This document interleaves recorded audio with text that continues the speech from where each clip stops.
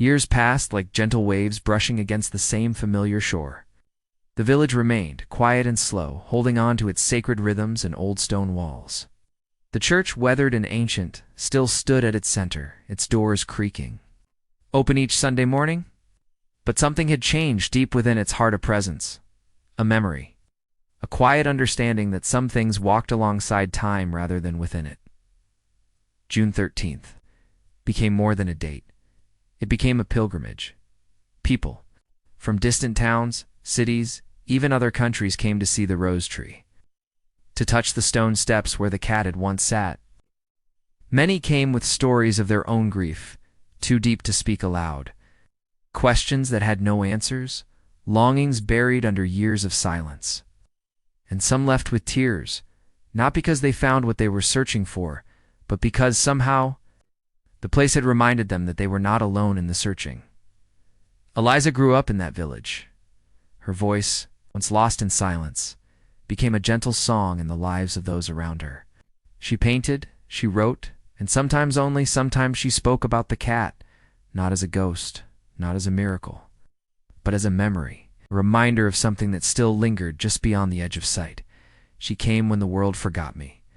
Eliza once wrote in a book that was later passed from hand to hand like a sacred text. And when I remembered myself, she let go, but not completely. She remains in the place between what was and what still aches. She's a watcher, a whisper, a soul that stayed behind for those too fragile to remember who they are. The rose tree never stopped blooming, not even in the hardest winters. Its blossoms became a symbol across the region. Artists painted it. Children wore little pink flowers pinned to their shirts every June, and the tradition grew. On June 13th, people wrote letters not just to the dead, but to themselves, to their past, to the parts they had buried. They tucked the letters under stones by the rose tree. Somehow, just like before, they left feeling lighter.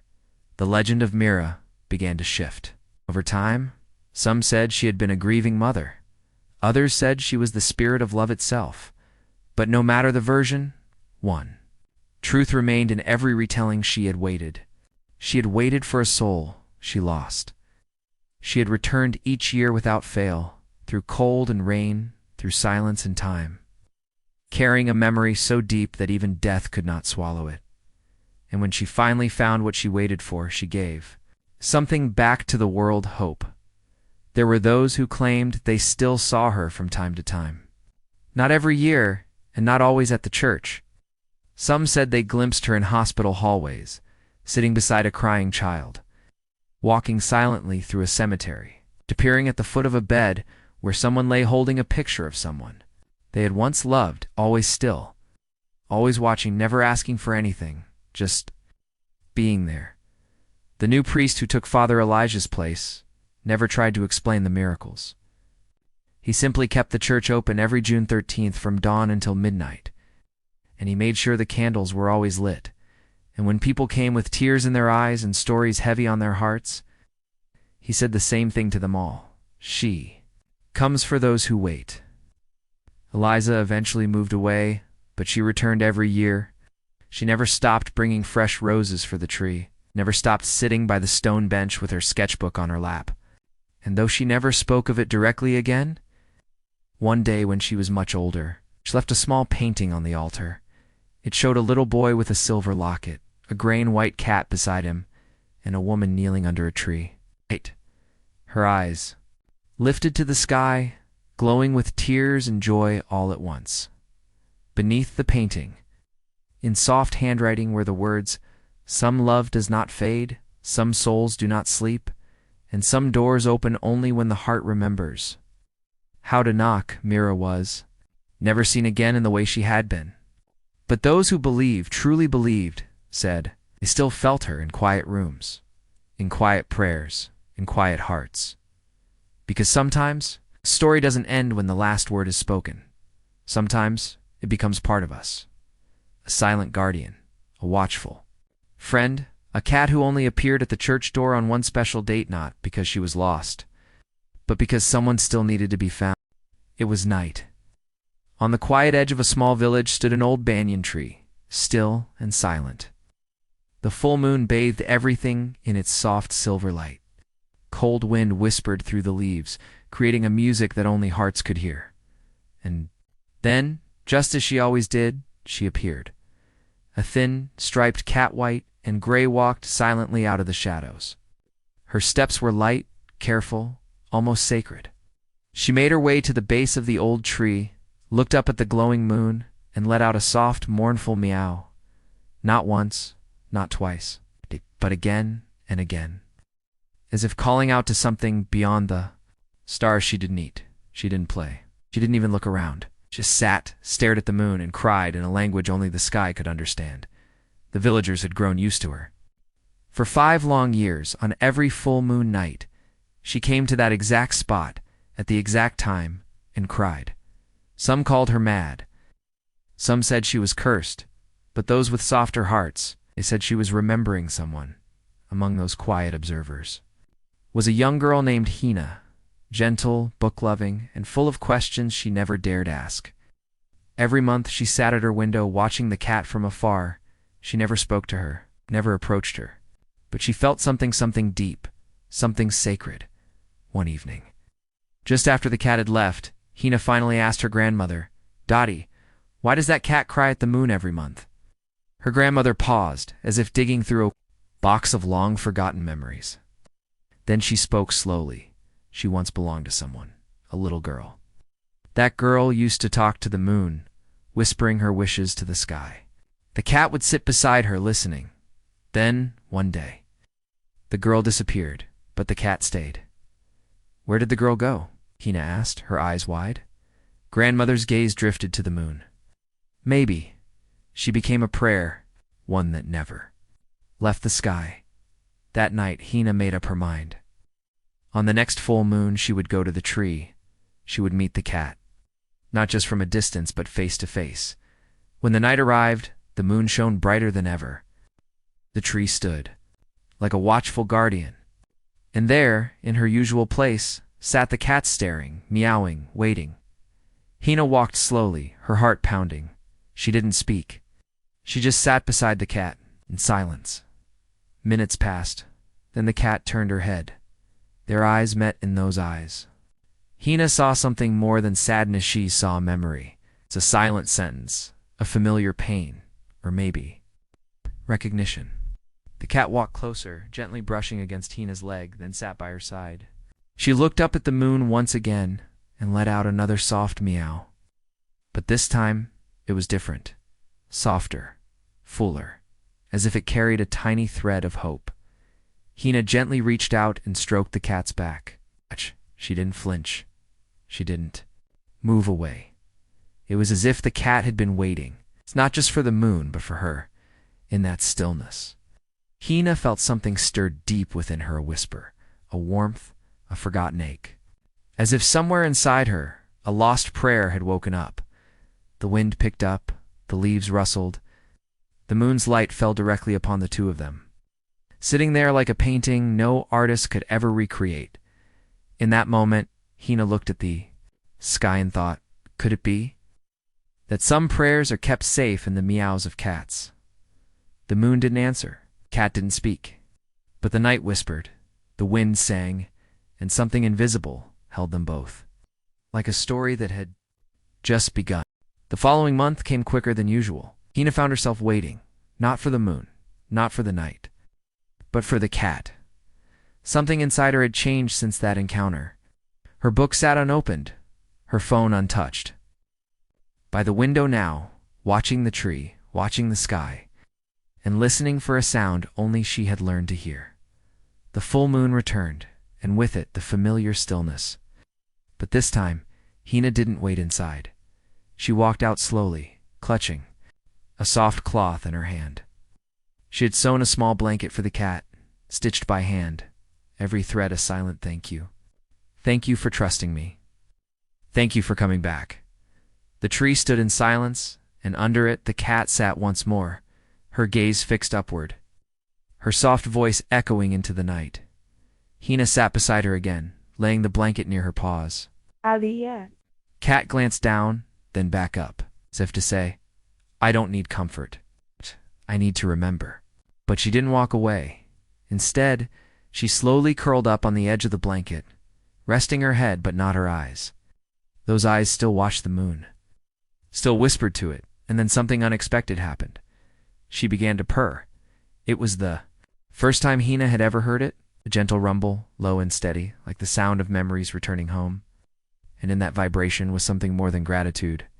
It was recognition, feeling that someone was listening again, that her sorrow no longer echoed alone. That night, Hina spoke not out loud, but with her heart. "Who are you remembering?" She knew there would be no reply. But she also knew the question mattered. Because maybe, just maybe, someone else had once asked the same thing. Under the same moon, as the wind rustled the leaves, a small forgotten piece of fabric floated by old, frayed and barely holding together. Hina picked it up. It had the faded image of a little girl stitched in red thread, holding hands with a cat. The lines were barely visible, but the feeling unmistakable. She turned to the cat, showing her the scrap. The cat blinked.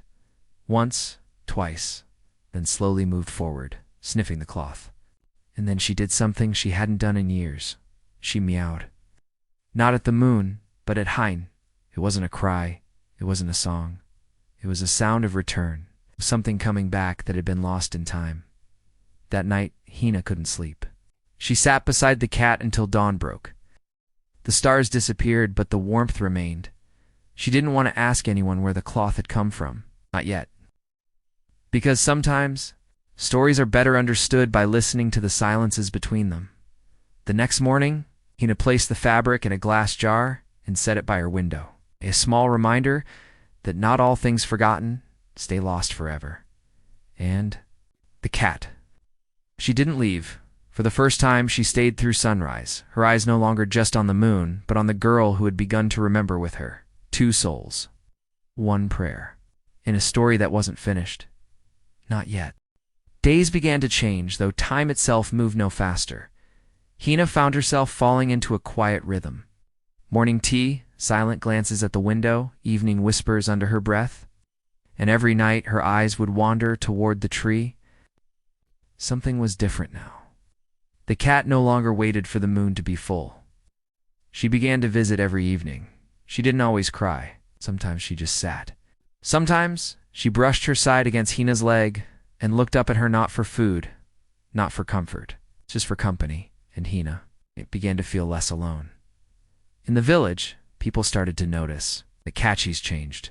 Some said, "She follows the girl." Others whispered, but no one asked why. No one knew the silence they shared. One evening, as the sun melted behind the hills, Hina's grandmother came into her room holding something wrapped in an old scarf. Her hands trembled as she placed it on Hina's table. "I was cleaning the trunk in the attic," she said, "and I found this." Inside was a small, dusty journal. Its cover was cracked, corners curled, but the name written in faded ink was still readable. Ara. Hina's heart skipped. "Who's Ara?" she asked softly. Her grandmother paused, then sat down. Her voice was almost a whisper. "Ara was your aunt." "My daughter." Hina stared at her. She had never heard the name before. She passed away when she was only 10, Dottie continued. She was different. She didn't speak much. Loved the sky and the moon. She used to tell me the stars carried secrets. Hina's hand shook as she opened the journal. The pages were filled with short notes, little lines written in a child's careful handwriting. "Dear moon, please let my cat live forever.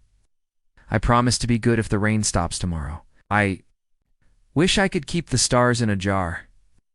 And then, on the last page, "If I don't come back, please tell her I'll always be with her. Meow once for me every month, so she remembers I loved her too." The ink had run in places. Water stains had blurred some words, but the meaning was clear. Hina's voice cracked. She wasn't meowing for the moon. She was meowing for Ara. Cat had been the companion, the listener, keeper of a child's prayers. And long after Ara was gone, the cat stayed true to her promise. 1 meow. Every month, so she would not be forgotten. Hina closed the journal, holding it to her chest. Well, tears fell, silent and steady. That night, she returned to the tree, journal in hand, and sat beside the cat. "I know now," she whispered. "I know who you are." The cat looked at her, and for a long time they didn't move. Then, for the first time in years, the cat didn't meow at the moon. She meowed at the stars. New prayer, not of longing, but of... The days that followed felt like the unraveling of an old secret, gentle, slow, and deeply human. Heine spent hours with the journal now, not reading it like a book, but listening to it like a song. Each sentence from Ara was a note, each page a memory suspended in time. Through those quiet little lines, she came to know her aunt not as a name lost to silence, but as a girl who had loved, hoped, and trusted the sky. The cat, too, seemed to change. She no longer waited alone, no longer watched the sky with sorrow in her eyes. Now, she sat beside Hina, curled near her feet, her gaze occasionally lifting to the heavens. But not for the reasons it once had. It was no longer about remembering, it was about passing something. On one evening, as the two of them sat near the tree, Hina noticed something unusual. The cat was grooming her paw, then pausing, looking behind the tree. Curious, Hina stood up and stepped around the wide trunk. Behind it, partly hidden by earth and fallen leaves, was a small wooden box. She knelt down, brushed the dirt aside, and carefully opened it. Inside were fragments of a childhood, a ribbon, faded in pink, a small whistle, shaped like a bird, a sketch, drawn in colored pencil, of a girl and a cat under a moonlit sky, and beneath it all a folded paper with words. In a child's hand, "To my moon friend, if I'm ever gone, let this be the place where my story sleeps. Don't let anyone forget, not even the stars." Hina held the paper close to her heart, the weight of it sinking into her soul. This wasn't just memory, this was legacy. The cat stood nearby, watching. She didn't blink, didn't move. She simply knew as the full moon approached again, the villagers began to gather near the tree. Word had spread about the cat, the journal, the forgotten child. Some came with candles, others brought food. A few came with nothing but quiet hearts. Hina stood among them. The journal in one hand, the folded drawing in the other. The cat walked forward on her own, stood beneath the tree, and looked at the moon. She didn't meow, didn't cry. She just stood there proud, still whole, and in that moment, the village stood still too. The air felt sacred, the sky closer than ever. It was as if the moon had leaned down to listen, and the stars had paused to remember. No one said anything, but everyone felt it. They weren't just witnessing a cat's ritual anymore. They were witnessing a promise kept, a memory honored. Prayer answered not by words, but by love that had never faded. That night, the cat didn't return to the streets. She curled up on the blanket Hina had made and slept peacefully by her side. For the first time, the girl with the prayers and the cat with the cries had become one story intertwined. Complete, but one question still remained, lingering gently. In Hina's heart, if the cat had kept her promise all these years, what promise would Hina